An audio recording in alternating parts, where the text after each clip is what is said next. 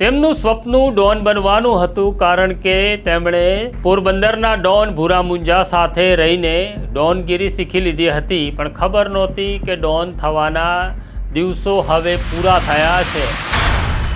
ગાંધીના પોરબંદરની અંદર ડોનગીરી તો કરી, પણ ત્યાં વર્ષો પહેલાં સતીશ વર્મા નામના એક એસપી આવ્યા અને ગેંગો ખતમ થઈ અને ફરી ત્યાં ગાંધીનું પોરબંદર બની ગયું। હવે ગાંધી સિવાય આ દેશમાં કે આ રાજ્યમાં કોઈ ચાલશે નહીં તેની બધાને જ ખબર છે, પણ હિરલબા જાડેજા જે પોતાને ભૂરા મુંજાના પત્ની હોવાનો દાવો કરે છે, તેઓ અમદાવાદ સાયબર સેલની કસ્ટડીમાં હતા 3 દિવસ। પોલીસ અધિકારીઓએ તબિયતથી તેમની પૂછપરછ કરી, પણ કેમ હિરલબા જાડેજાને અમદાવાદ પોલીસ લાવી હતી તેની વાત હું તમને ક્રાઇમ સ્ટોરી બાય પ્રશાંત દયાળમાં કહીશ। મજા આવે એવી આ સ્ટોરી છે, તો વિડીયોને અંત સુધી જોજો। વૈષ્ણવજન તો તેને કહીએ જે પીડ પરાઈ જાનાને રે। નમસ્કાર, હું છું તમારો પ્રશાંત દયાળ અને તમે જોઈ રહ્યા છો ક્રાઇમ સ્ટોરી બાય પ્રશાંત દયાળ। એક સમય હતો જ્યારે પોરબંદરમાં કાયદાનું શાસન ખતમ થઈ ગયું હતું। આ એ જ પોરબંદર છે જ્યાં ગાંધીનો જન્મ થયો હતો। આ એ જ પોરબંદર છે જ્યાં અહિંસાના પૂજારીના શહેરની અંદર બંદૂકો ધણધણતી હતી અને ગુજરાત સરકારની હદ સમાપ્ત થઈ જતી હતી। પણ એક યુવાન એસપી સતીશ વર્મા વર્ષો પહેલાં ત્યાં આવે છે અને પછી એન્કાઉન્ટરનો દોર શરૂ થાય છે અને પોરબંદરમાં કોઈ ગેંગ ન રહ્યું તો માત્ર ગાંધીનું પોરબંદર રહ્યું। હથિયારબંધ લોકો ત્યાંથી ભાગી ગયા, કારણ કે ત્યાં સતીશ વર્મા જેવા એસપી આવ્યા। આ નગરની અંદર પછી એક સમય એવો પણ હતો કે ભૂરા મુંજાનું સામ્રાજ્ય ચાલતું હતું। આ એક વિવાદાસ્પદ બાબત છે કે હિરલબા જાડેજા પોતાને ભૂરા મુંજાના પત્ની કેવડાવે છે, જ્યારે ભૂરા મુંજાનો પરિવાર એવું કહે છે કે હિરલબા જાડેજા ક્યારેય ભૂરા મુંજાના પત્ની નહોતા। ખેર, એમની અંગત બાબત છે, પરંતુ ભૂરા મુંજાની સાથે રહી હિરલબા જાડેજાને ડોન થવાનો અને ડોનગીરી કરવાનું સ્વપ્ન આવ્યું। એ સ્વપ્ન હવે મોંઘું પડી રહ્યું છે। એક સમય હતો જ્યારે હિરલબા જાડેજાની દાદાગીરી, દબંગગીરી લોકો સહન કરતા હતા, પણ હવે લોકો બોલવા લાગ્યા અને પોરબંદરમાં એક એવા એસપી આવ્યા જેમનું નામ છે ભગીરથસિંહ જાડેજા, અને તેમણે જાડેજાનો પાવર શું હોય તે બતાડવાની શરૂઆત કરી। લોકોને ડરાવી ધમકાવી તેમના બેંક એકાઉન્ટ ખોલાવી લોકોને લૂંટવાનો ધંધો હિરલબા જાડેજા, તેમના સાથી નૈતિક માવાણી અને સચિન મહેતાએ શરૂ કર્યો।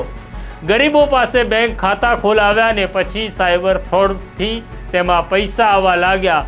લગભગ 130 કરોડ કરતાં વધુ ફ્રોડના પૈસા તેમના એકાઉન્ટમાં જમા થયા। પણ જ્યારે આ વાતની જાણકારી પોરબંદરના એસપી ભગીરથસિંહ જાડેજાને થઈ, ત્યારે તેમણે કહ્યું, આવો હિરલબા, તમારું સ્વાગત છે।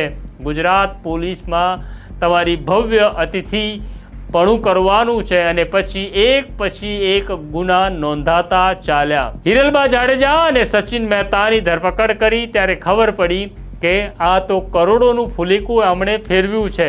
પોરબંદર પછી વડોદરામાં ગુનો દાખલ થયો, અમદાવાદમાં ગુનો દાખલ થયો। પોરબંદર પોલીસે પોતાના ગુનાની તપાસ પૂરી કર્યા પછી તેમને વડોદરા મોકલી આપ્યા। વડોદરા પોલીસે પણ તેમની ધરપકડ કરી અને અમદાવાદમાં 2 ભોગ બનનાર નાગરિકો હતા જેમણે અમદાવાદ સાયબર સેલમાં ફરિયાદ કરી હતી કે અમે પણ હિરલબા જાડેજાનો ભોગ બન્યા છે। અમને પણ કહ્યું હતું કે ધંધામાં રોકાણ કરવાનું છે, શેર બજારમાં પૈસા નાખવાના છે, અને પછી અમારો ફાંદો કરી નાખ્યો। અમદાવાદ સાયબર સેલે પોરબંદર જેલમાં રહેલા હિરલબા જાડેજા અને સચિન મહેતાના ટ્રાન્સફર વોરંટના આધારે ધરપકડ કરી 3 દિવસના રિમાન્ડ લીધા। પણ હવે હિરલબા જે ડોન સમજતા હતા પોતાને, તે કહે છે, હું ડોન નથી, પણ મને નૈતિક માવાણી છેતરી ગયો, કરોડો રૂપિયા નૈતિક લઈ ગયો અને નૈતિક હવે અનૈતિક થઈ ભારત છોડી ચૂક્યો છે। અમદાવાદ પોલીસની તપાસમાં બહાર આવ્યું છે કે નૈતિક કે અનૈતિક માવાણી હવે દુબઈમાં બેસી ગયો છે। હિરલબા હવે પોલીસ સ્ટેશનોના ચક્કર કાપે છે, કારણ કે તેમણે 60 કરતાં વધુ બેંક એકાઉન્ટ ગરીબોના નામે ખોલાવ્યા. તેમાં સાયબર ફ્રોડ હોય કે પછી ધંધાના નામે હોય, લોકોને છેતરવાનું શરૂ કર્યું.